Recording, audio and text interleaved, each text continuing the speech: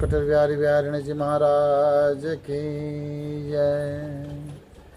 गोस्वामी तुलसीदास जी महाराज सात्विक तात्विक चिंतन करते हुए कहते हैं कि जहाँ पर शुद्ध सात्विक सावधान मन है वहीं पर ही आध्यात्मिकता प्रवेश करती है और वहाँ पर सुथल जानकर स्थिरता के साथ वहाँ रहता है और वही सुख प्रदान करने वाला है। सुख सांसारिक वस्तु में नहीं है और सांसारिक वस्तु जो है वो सुख देने वाला कभी नहीं है। इसलिए सुख देने वाला एकमात्र परमात्मा भगवान श्री राम है। सो सुखधाम राम सनामा। उसके बाद आता है शीतलता देने वाला, शांति देने वाला, तृप्ति देने वाला, प्रसन्नता देने वाला एकमात्र भगवत चिंतन ही सुख शांति प्रसन्नता आनंद दे सकता है। उसके बाद और कोई नहीं दे सकता। तीसरे जो शब्द आया है रुचि, जीवन में रुचि संपन्न करना, जीव को रुचि के तरफ, रुचि को सुधारना, यही भगवान का कथा, भगवान का चरित्र, भगवान का चिंतन ही कर सकता है और कोई भी रुचि सुधार नहीं सकता। उसके बाद आता है सुंदरता, चारु। सुंदरता, भगवान के चिंतन में ही जीव सुंदर बन सकता है। भगवान का चिंतन नहीं होगा, रामचरितमानस का चिंतन नहीं होगा तो जीव कभी सुंदर ही नहीं बन सकता। चाहे जितने भी भौतिक पदार्थ लगा लो, वो सुंदर देने वाला नहीं, वहाँ पर सुंदर है ही नहीं, देगा भी क्या। इसलिए गोस्वामी कहते हैं भर्यो सुमानस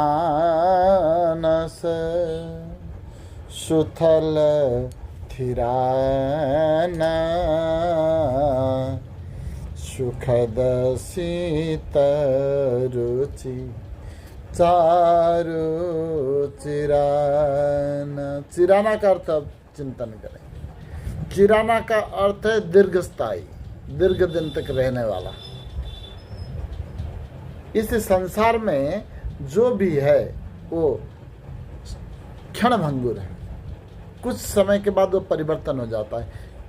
शंकराचार्य जी महाराज जी जब बताए ईश्वर सत्य जगत मिथ्या, मिथ्या बोलने के बाद भी वही मिथ्या को फिर ट्रांसलेट करके वही मिथ्या को अर्थ बताना पड़ा उनको।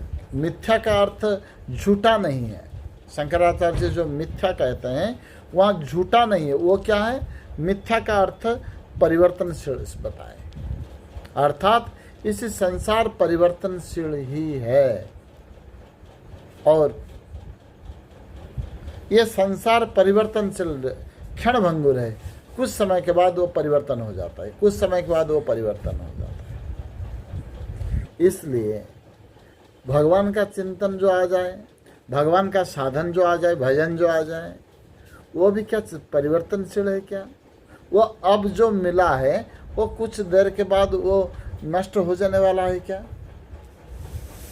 इसी को बताते हुए कहते हैं कि नहीं, सारा संसार परिवर्तनशील हो सकता है, लेकिन भगवान का भक्त, भगवान का भजन, भगवान का चिंतन, भगवान का साधन वो परिवर्तनशील नहीं है। वो आगे आपको बढ़ाता ही रहेगा, हर समय हर दम आपको कुछ कुछ आगे ही वो लेता जाएगा। इसलिए गोस्वामी कहते हैं और भागवत गीता में भी कहते हैं कि ये आगे बढ़ाने वाला है, ये नष्ट होने वाला नहीं है कहीं पर भी। इसलिए चारु चिराना, अर्थात मेरे भक्त जो है वो कभी मृत्यु को प्राप्त नहीं होता। मेरे भक्त जो है वो हर समय आगे बढ़ता ही रहता है, उसका मृत्यु ही नहीं होता। और इसी भाव को देते हुए कहते हैं कि गोस्वामी तुलसीदास भी कहते हैं कि ताते नासन न होई दास कर। और भागवत गीता में कहते हैं कौन्तेय प्रतिजानी न में भक्ता प्रणश्यति। और साधन के ऊपर कहते हुए भगवान कहते हैं पार्थ नैवाह नामुत्र विनाशस्तस्य विद्यते ना ही कल्याणकृत कश्चित दुर्गति तात गच्छति। तार कभी उसका कभी दुर्गति नहीं होता, उसका पतन नहीं होता। कहीं पर वो रुक गया तो फिर आगे जाकर प्राप्य पुण्य कृता कृता लोकानुष्ठिता शाश्वत समा शुचिनं श्रीमतं गेहे योग भ्रष्ट अभिजायते। योग भ्रष्ट हो जाने के पर भी वो आगे जाकर कहीं श्रीमतम गेहे, उसका साधन जैसे आगे बढ़ सकता है वैसे ही एक गृह में वो प्रवेश मिल जाता है। इसलिए भगवान कहते हैं, यहाँ कहते हैं कि जो ये भाव को जब पकड़ रखता है, जिसके शुद्ध मानस में, सात्विक मानस में, सावधान मानस में जिसका भगवत चिंतन स्थिरता में आ गया, रुक गया, वह सुख देते हुए, शांति देते हुए, शीतलता देते हुए, रुचि को बढ़ाते हुए, सुंदरता को प्रदान करते हुए क्या करेगा? चिराना अर्थात दीर्घ काल तक, अनंत तक अर्थात सारे जीवन के लिए वो उसी को देते रहेगा, वो आनंद देते रहेगा, वो पवित्रता देते रहेगा, वो सुंदरता देता रहेगा, वो शीतलता देते रहेगा, सुख देते रहेगा। चिराना का शब्द में कहते हैं कि वो अनंत काल तक देता है। इसका आप आगे चिंतन करेंगे। आज का सत्संग यहाँ विश्राम, फिर आगे देखेंगे। बोला मानस कुटीर बिहारी बिहारिणी जी महाराज की जय।